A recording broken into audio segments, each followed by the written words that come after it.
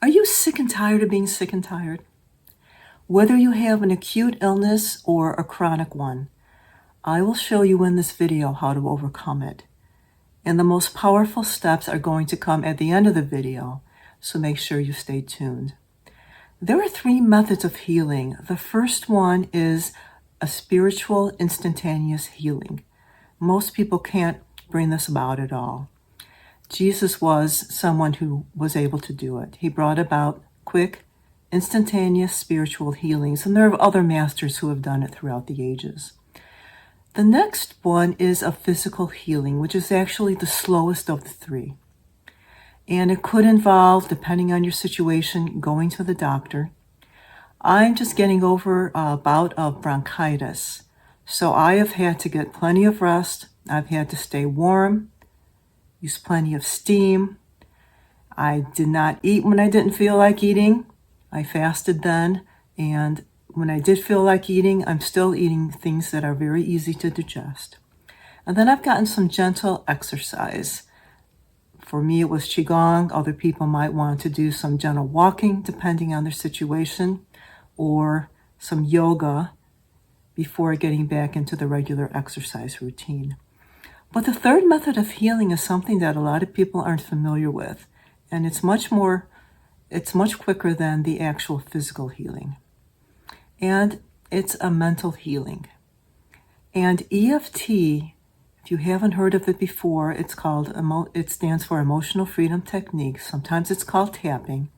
Is a wonderful way to bring about a mental healing. I am a certified EFT practitioner, and I'd like to walk you through the process that you can use in order to bring about a mental healing. First of all, you have to realize that you have this condition. You have to acknowledge it instead of trying to push it away or trying to ignore it. Admit that you have it. Acknowledge that you have it. And then go through and rate on a scale of 0 to 10 what the stress level of this illness is for you, how stressful it is. With 0 being it doesn't bother you at all, 10 being you can't stand it. And once you go through and rate that, then you can go through and do some tapping. And we have a standard 9-point acupressure system, which starts with the side of the hand, the top of the head, the inside of the eyebrow where the eyebrow meets the bridge of the nose, the outside of the eye, under the eye, under the nose and above the upper lip, below the lower lip and above the chin and that little divot point. And this next point you can find by going through and finding the notch in your throat, and then going down about 1 inch, and then 1.5 inches on either side. There are 2 bony ridges there. I use my 3rd finger and thumb. Other people use their entire palm. And the last point is about 4 inches below your underarm. So by going through and thinking of whatever the illness is that you have and tapping on these points, thinking of how uncomfortable it is, maybe you have trouble sleeping, maybe the coughing is causing your back to hurt, your throat to hurt, or maybe you have an injury and you're dealing with that.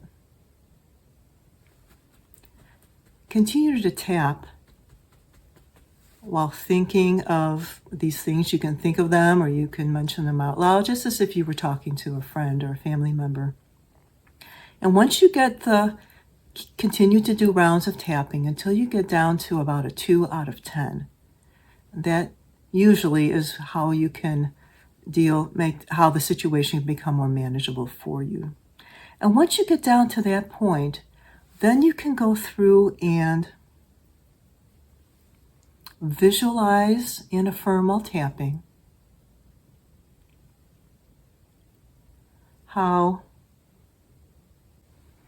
you're creating perfect health and vitality for yourself. And continue to do this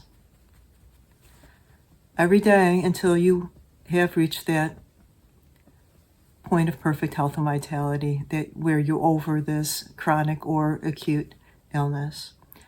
And then you can continue tapping every day so that you can maintain this perfect health and vitality. If you like what I'm presenting here, I think you'll love the ebook I've created, 5 Steps to Create Inner Peace and Calm Your Soul.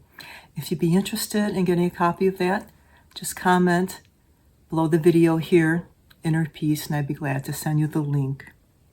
So there's no reason to go through and continue with being ill. You probably can't bring about that instantaneous healing. Maybe you're lucky enough to know someone who can do that for you.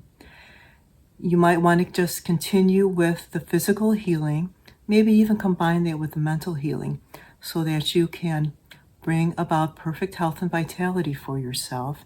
Get over the situation, whether it be illness or maybe an injury, and continue on with having perfect health and vitality. If you'd like a little bit more information on how to do EFT, I have a video here, EFT for beginners, and it gives a little bit more in-depth information on how to go through and use EFT for many different types of situations. You can use it for goals, goal setting, relationships, spiritual growth and wisdom. So you can take a look at that as well.